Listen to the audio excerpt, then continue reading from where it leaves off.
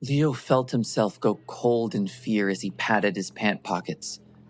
I can't believe my money and VIP black card were stolen from me by the Blade Men. I should have known that they would have done more than just beat me up. They had to steal from me too. Leo took a few deep breaths to try to calm himself. I'm sure I can figure out a way to get some money so that I can get the ingredients to make soup for Audrey. Well, there's no use in standing here like an idiot. I might as well walk and see if I can figure something out. Leo walked away from the college campus where he had dropped Audrey off. He thought fondly of Audrey, the kind daughter of Gran. She had rescued him when the Blade Men had attacked him the night before. As Leo walked, he thought about how he had healed Audrey this morning with his powers, but she was already feeling weak again. He had never felt the way he did when he was healing her, and he wondered if she was his soulmate. He hadn't noticed the city area that surrounded the college on his way to the campus, but walking through it now, Leo realized how rich and lively it was. There were so many different merchants in this area of Seattle. This must be the arts district, Leo thought to himself. As he walked through the street, he peered into the various shops. There were small coffee shops, art galleries, and thrift stores. Leo stepped in front of one of the thrift stores where various knickknacks were displayed in the store window. A beautiful painting caught his eye. He saw that it was for sale for the mere price of $5. Leo stepped forward and looked even closer at the painting. Although Leo was a skilled healer, he also had a fondness for art. I could be wrong, but I swear that this piece is from a very famous painter. I wonder why no one has noticed it before me, Leo thought to himself. Leo sighed as he looked at the painting through the window. If he had money, he'd be able to get the painting appraised and resell it for a fortune. Sadly, Leo didn't have anything. Leo took one last glance at the painting and started to walk away. Suddenly, he heard a man have a coughing fit. Leo stopped in his tracks and turned back. The door to the thrift store was open, and the man standing behind the cash register was coughing and very ill-looking. I have an idea. Leo smiled to himself as he stepped inside the store. Excuse me, sir, are you the owner of this store? Leo asked. Yes, I am. I've owned this store for 35, but before the shopkeeper could finish his sentence, he devolved into another coughing fit. Sorry about that, son. Got this awful cough that won't go away. It's really more annoying than any... Once again, the shopkeeper couldn't finish his sentence because of his coughing. Please, let me help you. Leo stepped towards the shopkeeper, who gave him a quizzical look. I've tried everything. Whatever medicine you have or old maid's tale to cure me won't work. The shopkeeper sighed, defeated. I'm a healer, and I came to this store because I noticed you were sick. I can heal you, I promise, Leo offered. The shopkeeper paused and looked at Leo up and down. He opened his mouth to speak, but surely enough, another coughing fit took over. Despite his coughing, the store owner shrugged his shoulders and nodded to Leo, giving him the go-ahead. Please, sit down, Leo commanded. The shopkeeper sat down at the chair behind the register. Leo approached him and knelt next to him, reached into his pocket and pulled out the leather-bound case which held his magical needles. The shopkeeper's eyes widened in suspicion, but he didn't say anything as he allowed Leo to heal him. Leo pricked the man with his acupuncture needles and immediately felt the healing power source coursing through his body and into the needles.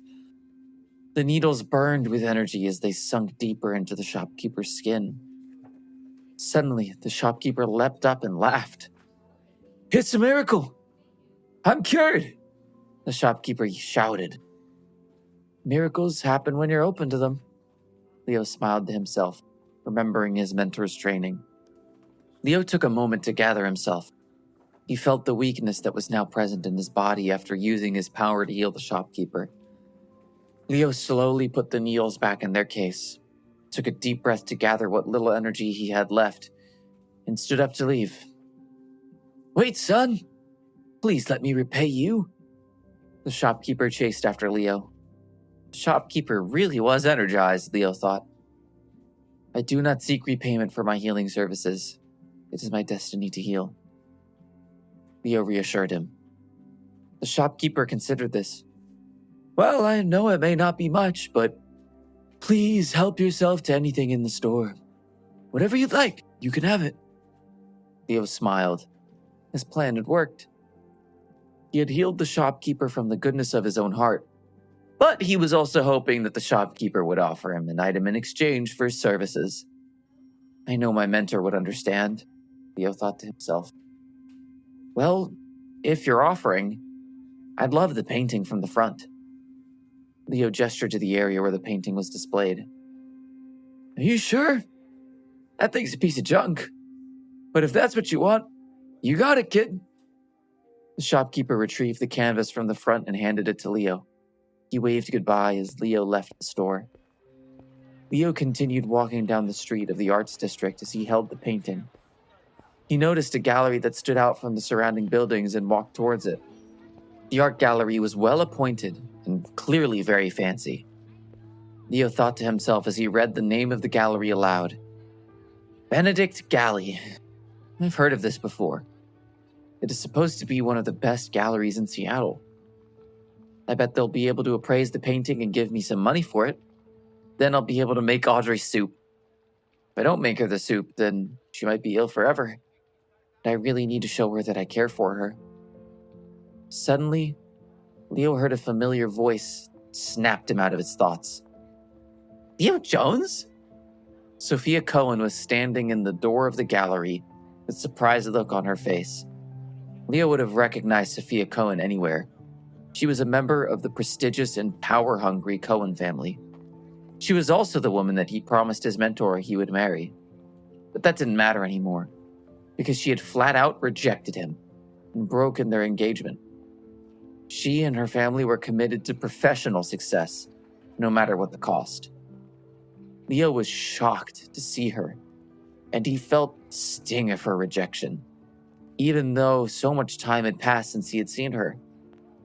Although he did not like her, he had to admit that he found her to be beautiful and still felt a pull towards her. Sophia explained, I'm checking out a piece of art my family is interested in buying.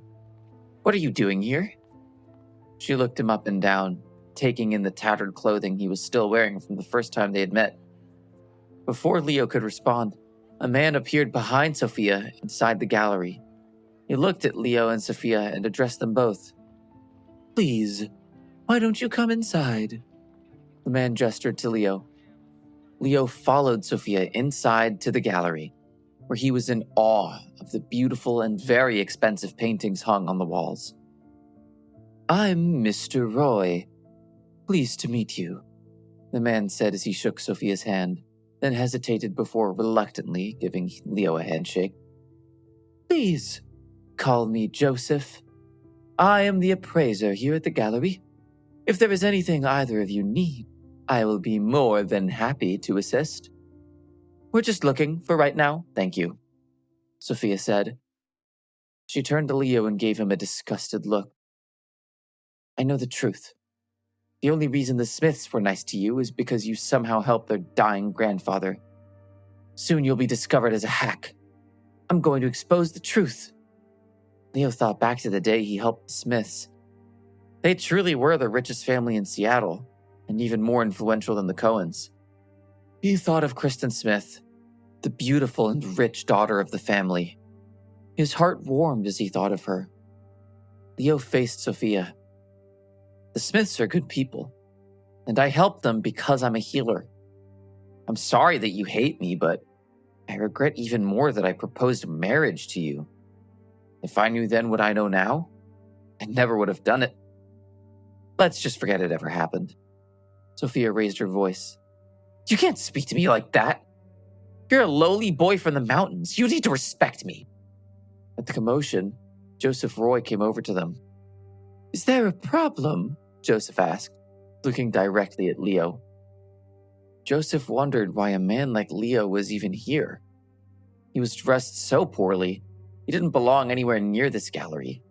Or any gallery for that matter. Leo explained, "There's no problem. My apologies, Mr. Roy. I just wanted to get this piece of art appraised. Please, take a look at it. I think it's very valuable.